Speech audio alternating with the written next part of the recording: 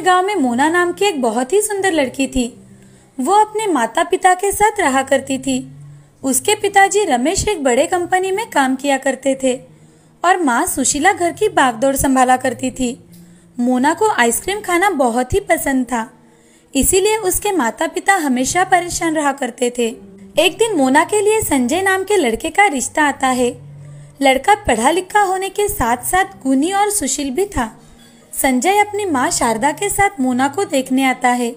तभी रमेश जी, आइए आइए, बैठिए। नमस्ते। आइए ना बहन जी। नमस्ते सुशीला जी। आपको यहाँ आने में कोई तकलीफ तो नहीं हुई ना? जी नहीं, हमें आने में कोई तकलीफ नहीं हुई। सुशीला बहन, लड़की को बुलाइए ना। मैं तो लड़की को देखने के लिए कब से बेताब हूँ। जी शारदा जी, अभी बुलाती हूँ।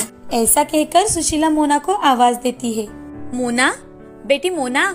जैसे ही मोना बाहर आती है, सभी उसकी ओर देखने लगते हैं। मोना दिखने में बहुत खूबसूरत थी। संजय मोना को देखता है तो उसे देखता ही रह जाता है। उसे मोना बहुत पसंद आती है। मोना सबके सामने आकर चाय नाश्ता देती है और उनके सामने बैठ जाती है। उसे देख शारदा, बेटी यहाँ आओ, हमारे पास बैठो। मोना शारदा के पास बैठ जाती है। शारदा मोना से कुछ बातें करती है। तभी घर वाले मोना और संजय को अकेले बात करने के लिए भेज देते हैं।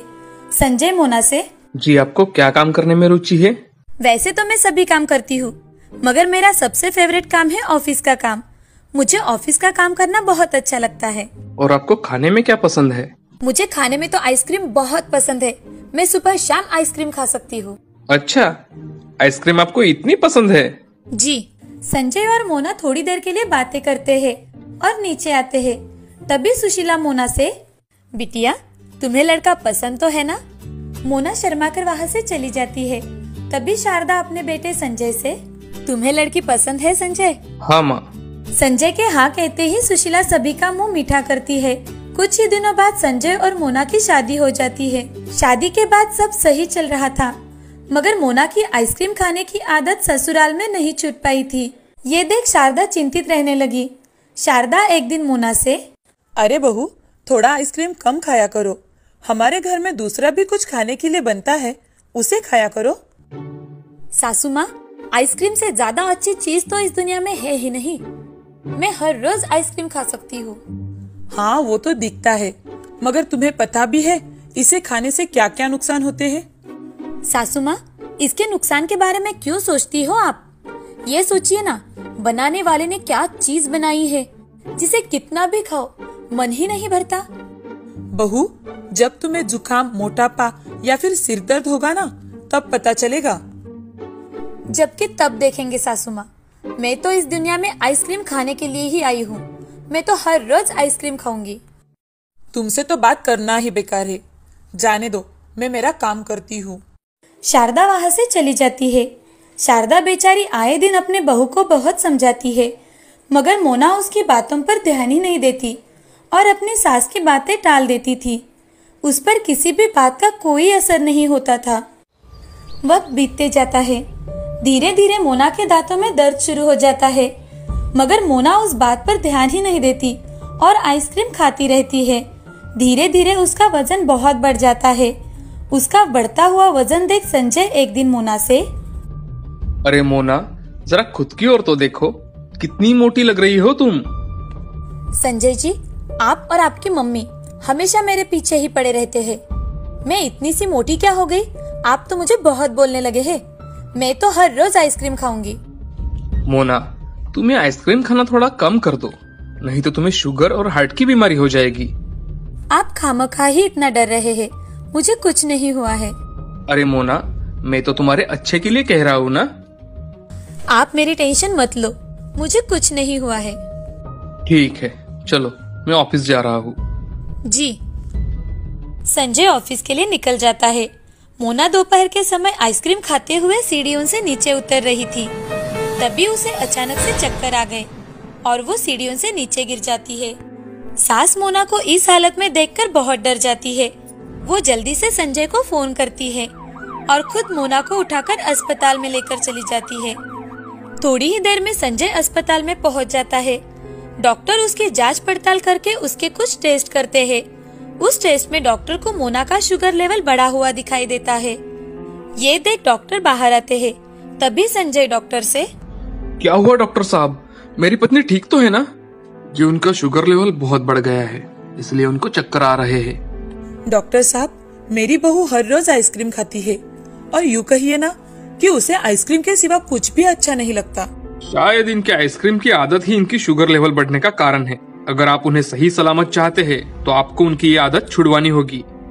जी डॉक्टर, मैं उसे कभी भी आइसक्रीम खाने नहीं दूंगा। ऐसा कहकर संजय मोना से मिलने के लिए उसके कमरे में चला जाता है। संजय कमरे में जाते ही मोना से, मोना, तुम्हें अभी भी आइसक्रीम खानी है तो बताओ मुझे, मैं अभी आइसक्रीम लेकर आता हूँ तुम्हारे लिए। कौन सी लाऊं बताओ जरा, वेनिला लाऊं, स्ट्रॉबेरी, बटर स्कॉच? हाँ, आप मुझसे ऐसे क्यों बात कर रहे हो? क्या कहा डॉक्टर ने? तुम्हारी ज्यादा आइसक्रीम खाने की वजह से तुम्हें शुगर की बीमारी हो गई है और अब तुम आइसक्रीम तो क्या मीठा तक नहीं खा सकती। क्या? संजय की बात सुनकर मोना जोर जोर से रोने लगती है। उसका रोना देख संजय मोना से, मोना, अब रोने से कोई फायदा नहीं है। हमने तुम्हें कितना समझाया मगर तुमने हमारी एक ना सुनी। मैं इस बात को लेकर नहीं रो रही। तो फिर तुम रो क्यों रही हो? मैं आइसक्रीम नहीं खा सकूंगी इसलिए रो रही हूँ। हे भगवान, क्या करूँ मैं तुम्हारा? ऐसा कहकर संजय मोना के साथ घर चला जाता है। ऐसे ही समय बीतता जाता है। मोना आइसक्रीम खाने की आदत छोड़ने की बहुत कोशिश करती है। उसके साथ ही वो प्राणायाम और डेली एक्सरसाइज भी करने लगती है। उससे उसका शुगर लेवल कम होने में मदद होती है। साथ ही साथ मोना का मोटापा कम हो रहा है, ये देख घर वाले बहुत खुश हो जाते हैं। ऐसे ही एक दिन उसे पता चलता है कि वो संजय के बच्चे की माँ बनने वाली है। वो संजय से, संजय जी, मुझे आपको एक बात बतानी है। हाँ कहो मोना, क्या बात है? संजय जी, आप पापा बनने वाले हो और मैं माँ बनने वाली हूँ। मोना, मैं आज बहुत खुश हूँ। मैं तो आज ऑफिस में मिठाई बांटूंगा। माँ, माँ। संजय ये खुशखबरी अपनी माँ को सुनाता है। उनके घर में जैसे खुशहाली छा जाती है। ऐसे ही 7 महीने बीत जाते हैं। एक दिन संजय मोना के साथ एक शादी में चला जाता है। वहाँ से लौटते समय उनके कार का बहुत ही बड़ा एक्सीडेंट हो जाता है। उन दोनों को तुरंत ही अस्पताल में भर्ती करवाया जाता है, जहाँ संजय को जल्दी होश आ जाता है, मगर मोना को होश ही नहीं आता। उसकी शुगर की बीमारी की वजह से उसकी कंडीशन क्रिटिकल बन जाती है। तभी संजय डॉक्टर से, डॉक्टर, मोना की तबीयत कैसी है अभी?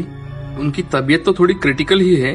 वो प्रेग्नेंट होने के कारण उसकी तबीयत ज्यादा खराब हो गई है और शुगर की वजह से उनकी ब्लीडिंग थमने का नाम ही नहीं ले रही। डॉक्टर साहब, आप कुछ कीजिए, मेरी बीवी और मेरे बच्चे को बचा लीजिए। संजय जी, हम हमारी पूरी कोशिश कर रहे हैं। लगता है हमें उनकी प्रीमैच्योर डिलीवरी करनी होगी। आपका साइन लगेगा हमें। जी डॉक्टर साहब, अभी करता हूँ। ऐसा कहकर डॉक्टर उनके सामने पेपर रख देते हैं और संजय जल्दी से उन पेपर्स पर साइन कर देता है और डॉक्टर मोना की प्री मैच्योर डिलीवरी कर देते हैं। तभी मोना की सास शारदा अस्पताल में आ जाती है। पूरे 2 घंटे के बाद डॉक्टर ऑपरेशन थिएटर से बाहर आते हैं और संजय से, मुबारक हो संजय जी, आपको बेटी हुई है। माँ और बच्ची दोनों सही सलामत है। बच्ची अभी कम महीने की होने के कारण हमने उसे अंडर ऑब्जर्वेशन में रखा है। धन्यवाद डॉक्टर साहब, मैं आपका शुक्रिया कैसे अदा करूं समझ में नहीं आ रहा। अब आप भी थोड़ा आराम कर लीजिए। डॉक्टर वहाँ से चले जाते हैं। तभी संजय और शारदा मोना के पास चले जाते हैं। दोनों को देख मोना बहुत खुश हो जाती है। तभी शारदा मोना से, बहू तुम माँ बन गई हो और मैं दादी बन गई हूँ। मोना की आंखों में आंसू आ जाते हैं। ये देख शारदा मोना से, आज के बाद बिल्कुल नहीं रोना, समझी? माँ जी, मेरी वजह से मेरी बच्ची आज इस मुसीबत का सामना कर रही है। मैं आज के बाद आप सबकी बातें मानूंगी। मुझे माफ कर दीजिए। माँ जी, मैंने आपको बहुत भला बुरा कहा। अरे बहू, छोटी छोटी बातें तो वही भूल जानी अच्छी होती है। मैं तो कब की भूल गई और तुम भी जल्दी से घर आ जाओ, समझी? हाँ माँ जी। कुछ दिनों बाद मोना अपने बच्ची को लेकर घर आ जाती है। सब घर के सदस्य मिलकर नन्ही परी का स्वागत करते हैं। उस दिन से मोना अपने परी के साथ खुशी खुशी रहने लगती है। साथ में ही मोना अपनी आइसक्रीम खाने की आदत को त्याग देती है और अपने पूरे परिवार का